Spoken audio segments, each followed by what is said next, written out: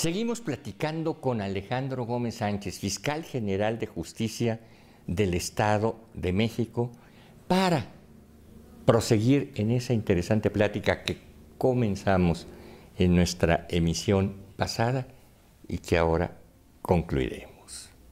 Pues es verdaderamente todo un nuevo modelo, y a mí me llama mucho la atención que ahora, como órganos autónomos en la Conferencia Nacional de Procuración de Justicia y de acuerdo con la ley, vamos a fijar los modelos de investigación, de intervención de servicios periciales, de atención inmediata y justicia restaurativa, de tramitación masiva de carpetas de investigación, pero bajo una óptica de autonomía, que si bien tendrá que ser un componente de esa gran óptica de política criminal que tendrá que ser coordinada con los ejecutivos estatales y con las secretarías de seguridad pública, desde luego.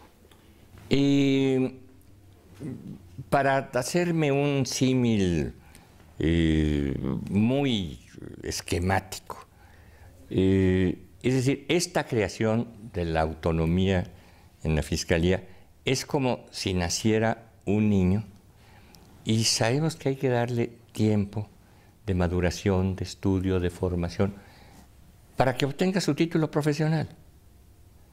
Y que hay que invertirle mucho cuidado durante años, mucha voluntad durante años y mucha atención durante años. Es decir, el niño recién nacido no lo puedes inscribir en la facultad al día siguiente. Así es.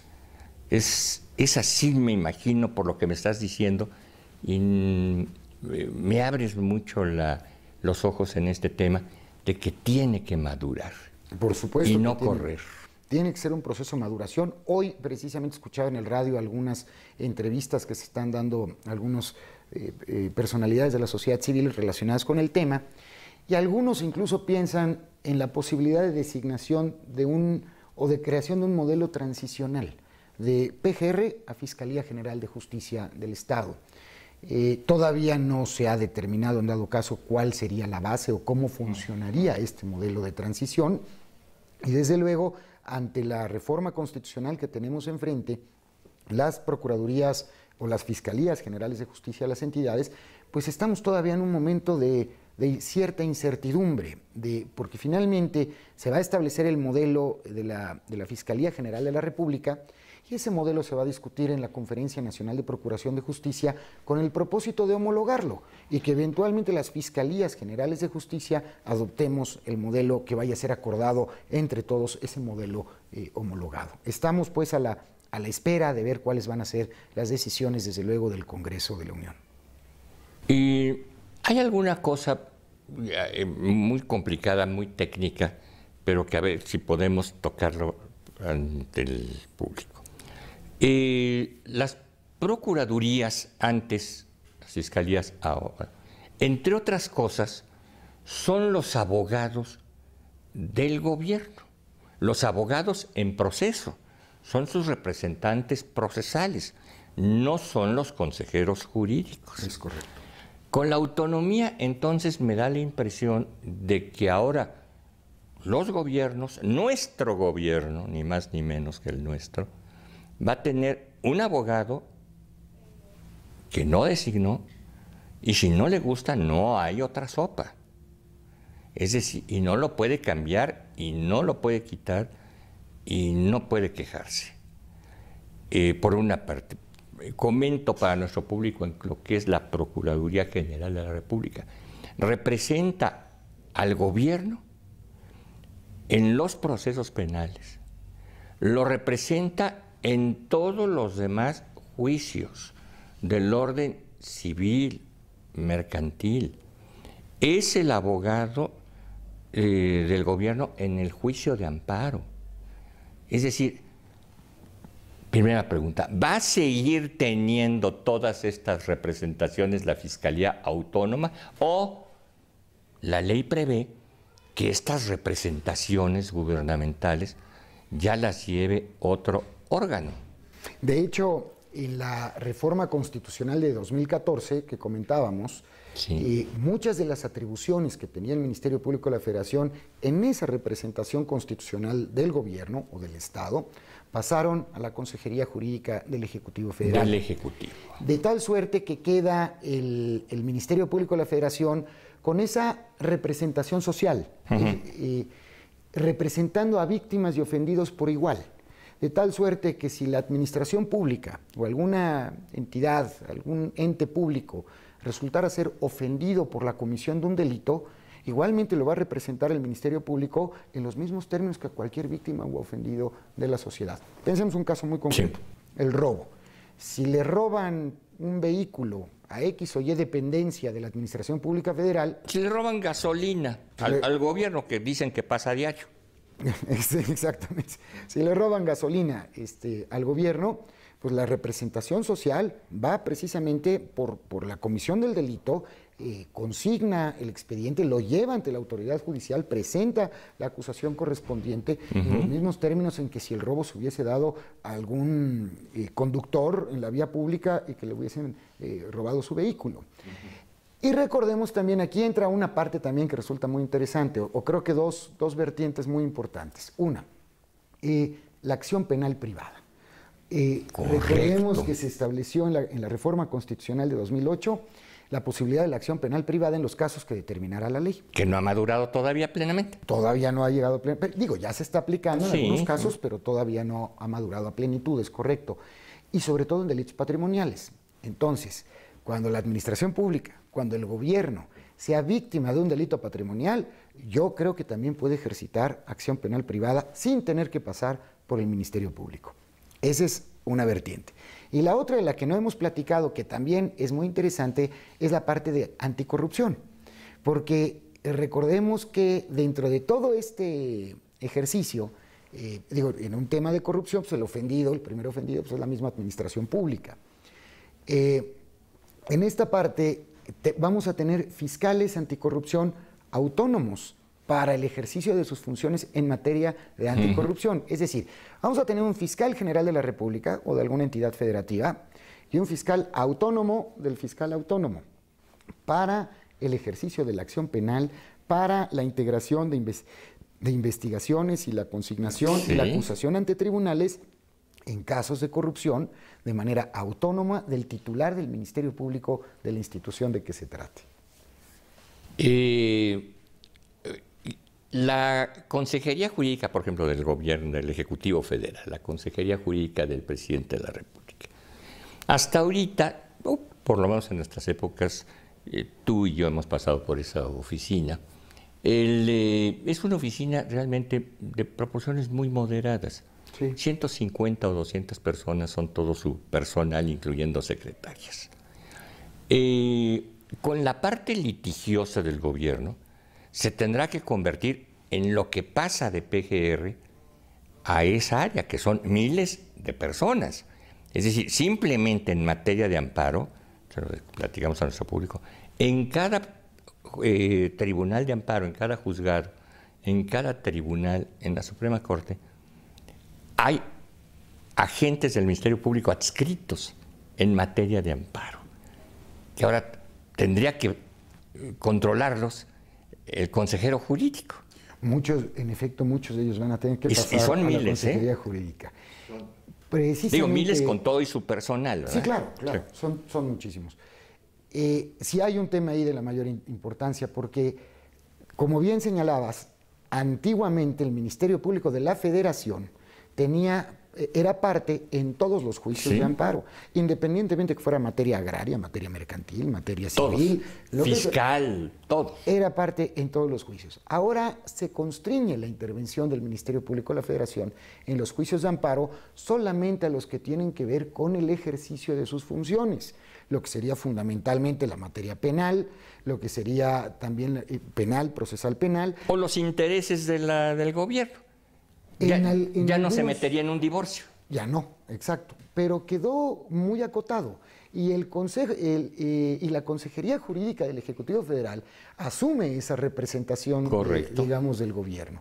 Es algo interesante porque no solamente rebota en los temas de amparo, sino también rebota en acciones de inconstitucionalidad y controversias constitucionales. Perfecto. Que recordarás que el Procurador General de la República tenía estas atribuciones para todo tipo de leyes. Para iniciar esos procesos. En acciones de inconstitucionalidad, al menos para todo tipo de leyes. Y ahora ya no. Ahora solamente las que tengan relación con el ejercicio de sus atribuciones. en la denuncia de contradicción de tesis de la Suprema Corte de Justicia, ante la Suprema Corte de Justicia de la Nación, pues antes el Ministerio Público de la Federación podía hacerlo en todos los casos, ahora ya no. Ahora nada más en las que tengan que ver con sus atribuciones. Y en los demás casos tendrían que ser las partes, dentro de los juicios de amparo, los que estén en condiciones de denunciar la contradicción de tesis. Evidentemente esto viene a pegarle, bueno, no a pegarle como tal, sino viene a modificar de alguna manera pues todo el andamiaje jurídico que teníamos, por ejemplo, en juicios de amparo y en materia de constitucionalidad. Y por supuesto, de acuerdo con las disposiciones transitorias de aquella reforma de 2014, gran parte de los recursos humanos, materiales, financieros, que tenía la Procuraduría General de la República para estas funciones, pues tendrán que pasar a la Consejería Jurídica del Ejecutivo Federal. Y desde luego en las entidades federativas tendrá que ocurrir algo similar en la medida en la que tengamos esta dicotomía también. Pues entonces habrá que cuidar muy bien al niño, formarlo bien, educarlo bien, guiarlo bien, así como a ti te ha tocado cuidar a tu niño en el Estado de México, en ese paso de Procuraduría General de Justicia a Fiscalía General de Justicia.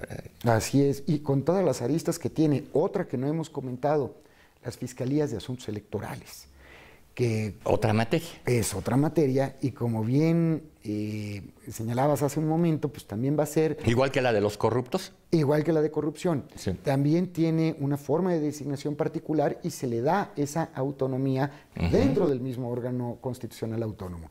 De manera que el fiscal general de justicia no puede meterse en la determinación o no de la acusación o de un ejercicio de la acción penal, digamos esto para todo el público, de la consignación de un expediente, digámoslo así.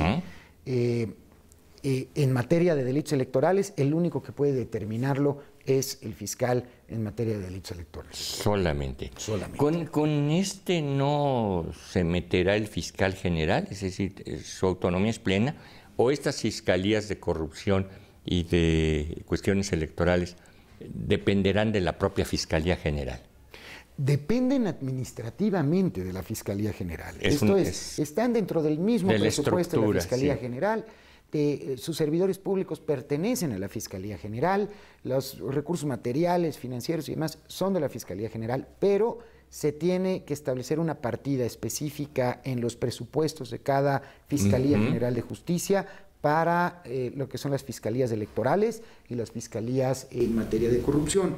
Cada Fiscalía General tiene que tener, de acuerdo con las disposiciones transitorias y de sus propias leyes orgánicas, una partida presupuestal para que estas fiscalías puedan operar y que tengan suficiencia presupuestal para el ejercicio de sus funciones. Esto es, siguen siendo parte de la Fiscalía General de Justicia, pero gozan de plena autonomía frente al titular del Ministerio Público respecto de las investigaciones en materia de su competencia, corrupción o en materia de delitos electorales. Vamos a una brevísima pausa y regresamos para seguir platicando con Alejandro Gómez Sánchez sobre la autonomía de las fiscalías o procuradurías de justicia.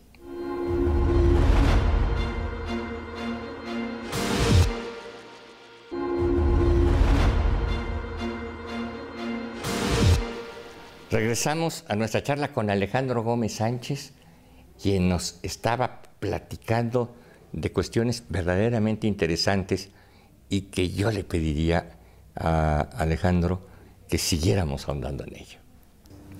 Las fiscalías estatales que ya son autónomas tienen un modelo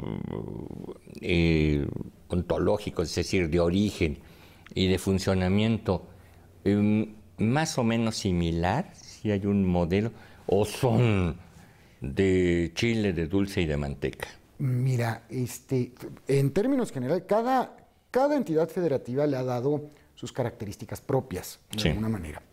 En el caso del Estado de México, yo te puedo señalar que además es un órgano constitucional autónomo, con personalidad jurídica, patrimonio propio, facultad autónoma para el ejercicio de su presupuesto. El presupuesto no se puede disminuir año con año, es algo que quedó previsto en la Constitución y en la ley de la Fiscalía General de Justicia. y aparte se nos otorgó la atribución de determinar las políticas de procuración de justicia como órgano autónomo, sí, a los cuales se tiene que someter el gobierno y la administración pública. Desde luego que esa es una facultad cuyo ejercicio requiere una gran responsabilidad y un gran compromiso, porque el fiscal general de justicia está facultado para emitir acuerdos generales que pudieran involucrar la coordinación con dependencias de la administración pública estatal y desde luego con una que es muy claro, es por ejemplo con la Secretaría de Seguridad. Hay un tema que ha sido materia de discusión dentro de todos estos procesos en cuanto al modelo del sistema de justicia penal. El modelo que tenemos ahorita es el modelo de una policía preventiva, una policía digamos, uniformada, y una policía de investigación. La que hemos llamado judicial. Y ahora ministerial. Ministerial y ahora policía de investigación, que es como se le llama ahora. Lo cierto es que la Constitución lo que señala es que la investigación de los delitos está a cargo de las policías y del Ministerio Público. Correcto. Que en el ejercicio de esta función, las policías se estarán, digamos, orientadas, direccionadas por el Ministerio Público. Entonces ya tienen las policías facultad de investigación. Y además, incluso tienen facultad de investigación, la que llaman facultad de investigación preventiva, la que realizan para realizar operativos de carácter disuasivo y preventivo que pueden propiciar detenciones en flagrancia, pero también pueden participar directamente en la investigación ordenada por el Ministerio Público. Ya no solamente reactiva, sino preventiva. Incluso preventiva. Nosotros en el Estado de México se hizo una reforma a la Ley de Seguridad con objeto de fortalecer las capacidades de investigación de la Secretaría de Seguridad. De tal suerte que estamos tratando de avanzar no solamente en que el Ministerio Público sea, como siempre lo hemos tenido, el que ya llegó un denunciante a la barandilla, presenta su denuncia, el Ministerio Público gira el oficio de investigación a la Policía de Investigación y hasta que no venga el resultado de Policía de Investigación no avanza, digamos, el asunto. No. Ahora lo que estamos tratando de hacer es que la policía tenga investigaciones proactivas y a partir, digamos, de la frecuencia, georreferenciación, calendarios y demás de las actividades delictivas, pues entonces lleven a cabo esos operativos, lleven sus propias investigaciones y sea el Ministerio Público el que les vaya dando esa orientación. Esto nos ha llevado a considerar 3 posibles modelos. Uno, en el que estamos ahorita. 2, el que han adoptado algunas entidades federativas, por ejemplo, Chihuahua, si bien ya es fiscalía, en Chihuahua se agrupa tanto la Policía de Investigación como la Policía Preventiva. Ah, ¿también? También. Lo que aquí llamamos Secretaría de Seguridad Pública. Así es. Pero Chihuahua... ¿Y las policías municipales? No, las policías municipales todavía están en el municipio y en el tema de si entran o no en el mando único, conforme a lo que se ha determinado, o incluso si los estados asumen esas funciones según sus constituciones estatales. Correcto. ¿No? Y el otro modelo es el modelo en donde la Fiscalía no tiene policía y le deja la investigación a la Secretaría de Seguridad o a la Policía Estatal, que entiendo que es el modelo que ha adoptado Yucatán, de alguna manera. Entonces, vamos caminando, digamos, en diversos modelos. El modelo acusatorio, si avanzamos más en ese sentido, y digo, yo creo que ya está, pero pues nos falta todavía madurar muchas cosas, nos lleva a que el Ministerio Público debe ser eso, el orientador de la investigación, de alguna forma el contralor de la investigación. Si vemos lo que nos dice el Código Nacional de Procedimientos Penales, es por ejemplo la investigación, la entrevista de un testigo, la lleva a cabo la policía. Porque si la lleva a cabo el Ministerio Público, y el día de mañana el Ministerio Público es citado al juicio para efectos de decirle al juez lo que en su oportunidad en la entrevista le dijo el testigo, pues estamos llevando a juicio como testigo a un Ministerio Público que fungió como autoridad. O sea, hay ciertas cosas que tenemos que ir madurando de nuestro modelo de justicia. Insisto, el transitar de Procuraduría a Fiscalía y el transitar a esa autonomía no solamente debe quedar propiamente en la autonomía administrativa, sino en todo el modelo de investigación, de, digamos, consignación de ejercicio de la acción penal, de proceso penal, que tenemos que llevar de participación de los demás actores para hacer verdaderamente digamos, órganos de procuración de justicia sólidos y procesos de procuración y administración de justicia sólidos que den verdaderamente justicia a la ciudadanía. Todo esto también es una innovación, ¿no? Desde de alguna sí. manera, ¿no? Sí, y después de décadas que vivimos bajo otro esquema, primero desde la policía judicial, que existía pues desde 1900 más o menos, o antes, como dependencia de los tribunales. Así es. Hasta los cambios que hemos visto ya en los años y décadas recientes. Así es. Y abarca una serie de estrategias, José Elías. Nosotros en la Fiscalía General de Justicia del Estado de México hemos puesto 7 ejes estratégicos, que son, primero, el capital humano. Tenemos que profesionalizar a nuestra gente, pero dentro de ese esquema de profesionalización y de creación de un verdadero servicio de carrera dentro de la institución, ministerios públicos, policías de investigación, peritos, facilitadores y orientadores jurídicos, ahora a partir de la ley de mecanismos alternativos de solución de conflictos, en fin, en las diversas ramas que esto comprenda, el que le tengan amor a la camiseta. Eso es algo que tenemos que avanzar todas las instituciones de procuración de justicia, que verdaderamente entren en un contexto de yo quiero a mi institución y consecuentemente eso nos ayude a minimizar también casos de corrupción. Así son las Fuerzas Armadas. La posibilidad de entrar como soldado y posiblemente llegar al final de la carrera como general, o entrar como marino y al final llegar posiblemente como almirante. Un verdadero servicio de carrera. Así es, y apostarle consecuentemente al servicio profesional de carrera. Pero eso implica... Y un proyecto de vida, ¿verdad? Y un proyecto de vida. Pero eso implica, por supuesto, también las prestaciones que debe tener la gente, que eso es básico. No tanto un tema necesariamente de salarios, sino de servicios de salud, de servicios educativos para la familia, de posibilidad de crédito para una vivienda, de los implementos necesarios para la realización de las funciones. Todas esas cosas combinadas es lo que hacen pensar a un servidor público: no voy a incurrir en un acto de corrupción o no voy a separarme tampoco de mi institución porque voy a perder todo ese proyecto de vida y todas estas prestaciones que de alguna forma me da mi servicio de carrera. Desde luego, la modernización tecnológica. Hemos entrado en un mundo de tecnología en donde el sistema de procuración de justicia no se aparta, tanto para los temas de generación de inteligencia como en los sistemas de gestión. Y aquí llego otra vez al punto en donde tenemos que participar todos los actores. Tenemos que lograr que el mismo número de expediente que se inicia en el Ministerio Público sea el número de expediente con el que termina el asunto en apelación, con las variantes que se vayan poniendo, digamos, en el camino, pero en el que participen todo el mismo sistema de gestión, todos los actores del sistema de justicia. Esa es parte de esa modernización tecnológica que tenemos que llevar a cabo y que nos lleve consecuentemente también a reducir tiempos para los usuarios de los servicios de procuración de justicia y en términos generales del servicio de justicia. Desde luego, la consolidación de servicios periciales, porque ahora el sistema acusatorio descansa en gran medida en la prueba científica. Claro. Nosotros estamos apostando... La prueba de veras, ¿verdad? Así es. Y le estamos apostando muchísimo a servicios periciales. Queremos crear un gran laboratorio de servicios periciales y ciencias forenses en el Estado de México con equipamiento de vanguardia y con personal altamente capacitado con todas las especialidades forenses que se deban llevar a cabo. Que no tengamos que recurrir al extranjero o a alguna otra institución para sacar ciertas pruebas o dictámenes periciales, que tengamos capacidades propias para tales efectos. La reorganización institucional, que ese es otro tema.